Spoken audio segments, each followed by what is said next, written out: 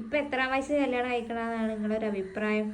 എൻ്റെ അഭിപ്രായം പെൺകുട്ടികള് അപ്പൊ എത്ര കണക്ക് പറഞ്ഞു തരാൻ ചിച്ചുണ്ടാവില്ല. ഇപ്പൊ നോക്കുമ്പോ എത്ര വയസ്സായ ഇപ്പൊ എത്ര വയസ്സായി? വയസ്സ് പറഞ്ഞുണ്ടോ? 22 ആ ശരി, 28 വയസ്സായിക്കോട്ടെ. അത്ര